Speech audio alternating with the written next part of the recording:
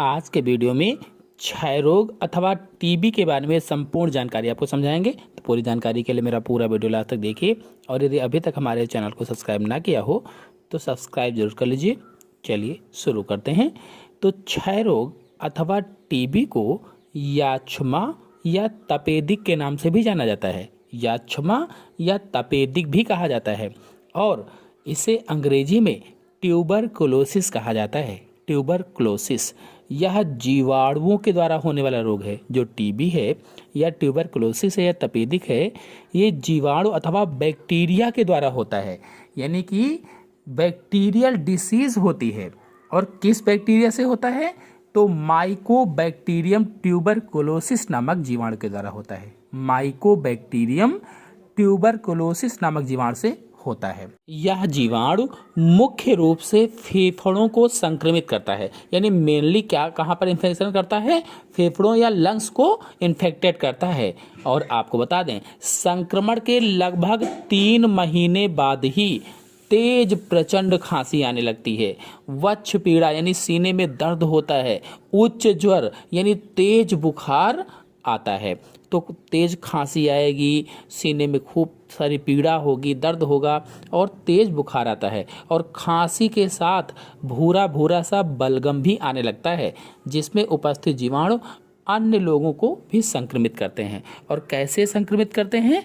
तो रोग कैसे फैलता है इसमें हम अभी आपको समझाएंगे कि ये कैसे संक्रमित करते हैं, इसके लक्षण क्या क्या होते हैं, इसके रोकथाम और उपचार क्या क्या होते हैं। फेफड़ों में जीवाणुओं के चारों ओर कैल्शियम लवणों तथा तंतुओं के जमाव के कारण गुलिकाएं बन जाती हैं। ट्यूबरकल्स बन जाते हैं या गुलिकाएं बन जाती हैं। जैसा कि आपको चित्र में दिख रहा है, ये सभी गुलिकाएं बनी हुई हैं और गुलिकाओं में भी जीवाणुओं का प्रचुरोद भवन होता रहता है। यानी जो गुलिकाएं होती हैं उनमें भी जीवाणु बढ़ते रहते हैं, संख्या में अधिक होते रहते हैं, जिससे फेफड़ों का जो ऊतक होता है, जो टिश्यू होता है, वो नष्ट होता रहता है।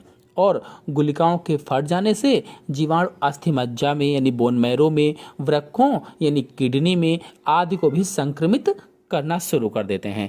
कुल मिलाकर कहा जाए तो तपेदिक के जीवाणु शरीर के किसी भी भाग को प्रभावित कर सकते हैं, किंतु मुख्य रूप से जो हमारे फेफड़े होते हैं इनको प्रभावित करते हैं। मुख्य रूप से आंतों को भी प्रभावित कर सकते हैं, हड्डियों को प्रभावित करते हैं या त्वचा में भी प्रभावित कर सकते हैं। और ये जीवाणु ट्यूबरकुलिन नामक विषैला पदार्थ स्रावित करते हैं। कौन सा पदार्थ? ट्यूबरकुलिन नामक विषैला पदार्थ स्रावित करते हैं, जिसके कारण ही हल्का सा बुखार रहने लगता है, भूख कम हो जाती है, थकान रहती है और शरीर का वजन भी कम होने लगता है। और फेफड़ों की तपेदिक में बुखार और खांसी के साथ मैंने अभी बताया कि बलगम, और बलगम के साथ खून भी आने लगता है। अगर फेफड़ों में तपेदिक हो गया है, फेफड़ों की टीबी हो गई है, तो बुखार और खांसी के साथ जब बलगम आता है तो उसमें खून भी आने लगता है। और अस्थियों की तपेदिक से रोगी अपंग हो जाता है। अगर अस्थियों में, हड्डियों में तपेदिक हो गई है, क्षय रोग हो गया है या टीबी हो गई है, तो रोगी क्या है? अपंग हो जाएगा। चलिए जानते हैं कि रोग कैसे फैलता है, स्प्रेड ऑफ डिसीज क्या क्या होती है। तो रोगी के थूक व कफ के साथ भारी संख्या में रोग के जीवाणु भी बाहर निकलते हैं। भाई जिस व्यक्ति को टीबी है तो ये जीवाणु जो माइकोबैक्टीरियम ट्यूबरकुलोसिस है, उसमें जब वो थूकेगा तो उसके थूक पे भी जीवाणु होगा, जब कफ निकालेगा तो कफ पे भी जीवाणु होगा, बहुत संख्या में होंगे। और यदि उस थूक और कफ के संपर्क में कोई सामान्य व्यक्ति आता है तो उसको भी वो रोग हो जाएगा। और ये वायु द्वारा अन्य व्यक्तियों में सांस के साथ शरीर के भीतर पहुंचकर उन्हें भी रोगग्रस्त कर देते हैं। या किसी वस्तु को अगर वो रोगी व्यक्ति छू रहा है और उसी वस्तु को कोई स्वस्थ व्यक्ति छूता है तो उसको भी ये रोग हो जाता है। यही कारण है कि यह रोग बड़े नगरों की घनी आबादी वाले क्षेत्रों के गंदे, अंधेरे व नमी वाले घरों में रहने वाले लोगों में अधिक हो जाता है। और थकावट, कुपोषण तथा सर्दी जुकाम के कारण ऐसे व्यक्ति इससे जल्दी ही रोगग्रस्त हो जाते हैं।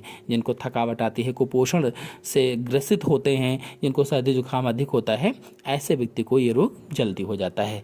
चलिए जानते हैं कि इसकी रोकथाम और उपचार क्या क्या है, यानी प्रिवेंशन एंड ट्रीटमेंट कौन कौन से होते हैं। तो छाती के एक्सरे व थूक के निरीक्षण के द्वारा इस रोग का पता चलता है। यानी आप एक्सरे करवा सकते हैं सीने का और थूक का परीक्षण निरीक्षण करवा सकते हैं। इस रोग में स्ट्रेप्टोमाइसिन यानी पैरा अमीनो सैलिसिलिक एसिड जो होता है PAS जो होता है, तो स्ट्रेप्टोमाइसिन जैसी औषधियाँ लाभ पहुँचाती हैं। साथ ही आराम, अच्छा आहार और यानी कि आप आराम करें, अच्छा आहार लें, स्वच्छ वायु लें, ये विशेष रूप से लाभ पहुंचाते हैं। अब नए जन्मे जो शिशु होते हैं और जो वयस्क होते हैं उनको टीबी के बचाव के लिए BCG का टीका लगाया जाता है। तो टीबी के लिए कौन सा टीका? मोस्ट इंपॉर्टेंट क्वेश्चन है, बहुत बार पूछा जाता है ये। तो टीबी के लिए BCG का टीका लगाया जाता है ताकि टीबी से बचाव हो सके। अपने देश में बड़ी संख्या में लोग इससे पीड़ित हैं और इसी कारण भारत सरकार ने इस रोग से बचने के लिए अनेक कार्यक्रम भी चलाए हैं ताकि लोग जागरूक हों, इसके उद्देश्यों को जानें, इससे बचे रहें। और रोगी को टीबी सैनिटोरियम में रखना चाहिए। जो टीबी सैनिटोरियम होते हैं या अस्पताल होते हैं उनमें इसको रखना चाहिए। जो मैंने आपको औषधियाँ बताई हैं, इन औषधियों के अलावा भी आइसोनियाज़ेड औषधियाँ या अन्य कुछ औषधियाँ भी इस रोग से बचाव के लिए ली जा सकती हैं। लेकिन अगर आपके शरीर में ये जीवाणु है, ये बैक्टीरिया है, तो आप सबसे पहले डॉक्टर से सलाह लें, उसके द्वारा बताई गई औषधियों का ही प्रयोग करें। और ये औषधियाँ जो होती हैं ये प्रायः रोग की प्रारंभिक अवस्था में ही उपचार में लाभदायक होती हैं, लेकिन अगर अंतिम अवस्था है तो ये कोई भी औषधियाँ लाभदायक नहीं होती हैं।